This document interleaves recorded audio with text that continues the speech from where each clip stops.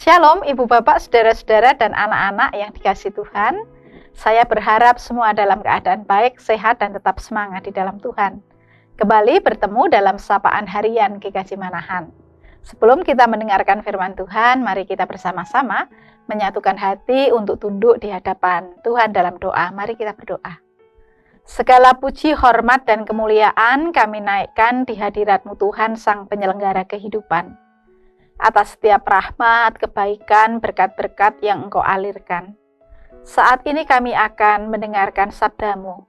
Kiranya Engkau kuasai kami dengan Roh Kudus-Mu, firman-Mu termeterai dalam hidup kami, dan hidup kami Tuhan menjadi surat-surat yang terbuka. Orang boleh merasakan dan mengalami kebaikan Kristus. Dalam nama Tuhan kami Yesus Kristus kami berdoa. Amin. Ibu Bapak dan saudara-saudara, sebagai pendeta saya itu sering mendapatkan surat macam-macam. Ada surat undangan, surat tugas, surat permohonan pelayanan, surat keputusan, dan surat-surat yang lain. Surat-surat yang biasa saya terima dalam bentuk amplop, tetapi juga seringkali melalui WA. Kalau dalam bentuk amplop biasanya ditutup dan dilem, jadi pihak lain tidak bisa membacanya. Dan sekali lagi dalam perkembangan teknologi ini, surat menyurat itu tidak semuanya melalui amplop dengan amplop. Tetapi bisa kita terima dengan email, WA, atau media sosial yang lain yang prosesnya jauh lebih cepat, lebih hemat, dan tidak ada transportasi atau perangko yang dibutuhkan. Menerima surat dan mengirim surat memang merupakan bagian dari cara kita mengkomunikasikan sesuatu kepada pihak lain. Ada surat yang sifatnya personal atau pribadi. Ada surat resmi, ada surat keputusan, surat kuasa, surat pengantar, surat pemerintah, dan lain sebagainya. Ada surat yang sifatnya tertutup. Hanya penerima yang berhak untuk membukanya.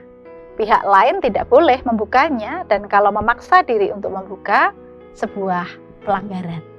Ada juga surat yang terbuka, artinya orang lain, publik bisa membaca.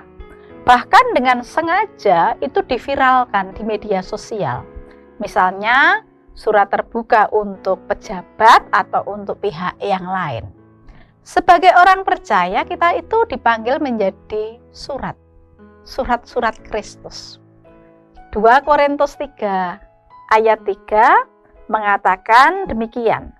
Sebab telah ternyata bahwa kamulah surat Kristus yang ditulis oleh pelayanan kami, ditulis bukan dengan tinta, tetapi dengan roh dari Allah yang hidup, bukan pada loh-loh batu, melainkan pada loh-loh daging, yaitu di dalam hati manusia. Bagian yang kita baca ini apa maknanya? Surat yang dimaksud di sini adalah surat yang terbuka yang bisa dibaca semua orang, bisa dilihat semua orang yang ada di sekitar kita. Mungkin ada yang bertanya, bukankah dalam tubuh saya ini nggak ada tulisan-tulisannya karena kita akan pakai baju? Tentu. Yang dimaksud di sini tentu bukan berarti dalam tubuh kita itu penuh dengan tulisan atau huruf-huruf. Atau kita itu dikirim dari satu tempat ke tempat lain oleh tukang pos yang membawa surat. Tentu bukan seperti itu.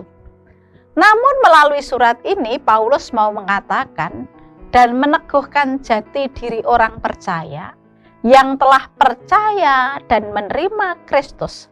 Maka saatnya mengungkap iman dan menyampaikan pengajaran Kristus itu kepada dunia ketika kita menjadi saksinya, menjadi saksi Kristus.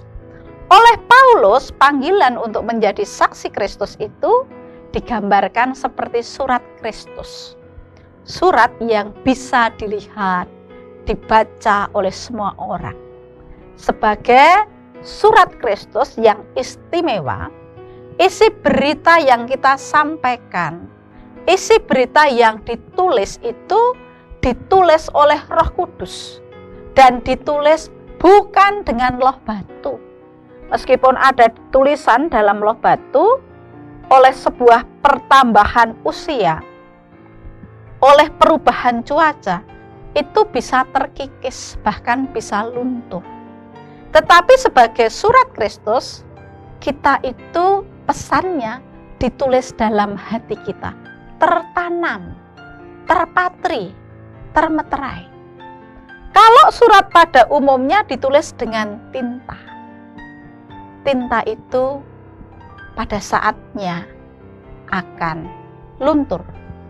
Tetapi kalau kita surat sebagai surat Kristus, kita itu ditulis karena kuasa Roh Kudus, termeterai, tidak akan luntur. Sebagai surat Kristus, kita dikirim kepada siapa? Kepada semua orang yang dapat melihat kita, membaca kehidupan kita. Ibu, bapak, dan saudara-saudara, sebagai anak-anak Kristus, atas kemurahannya, Roh Kudus telah menulis pesan dalam hati kita. Melalui pengalaman iman, melalui pengajaran yang telah kita terima. Pesan yang membawa damai, pesan yang penuh cinta, pesan kebaikan itu telah termeteraikan di dalam hati kita. Mari kita hayati jadi diri kita sebagai surat Kristus, supaya ketika orang bertemu dengan kita, melihat kita, membaca hidup kita, mereka itu bisa merasakan, mengalami kebaikan, cinta, kedamaian dari Kristus.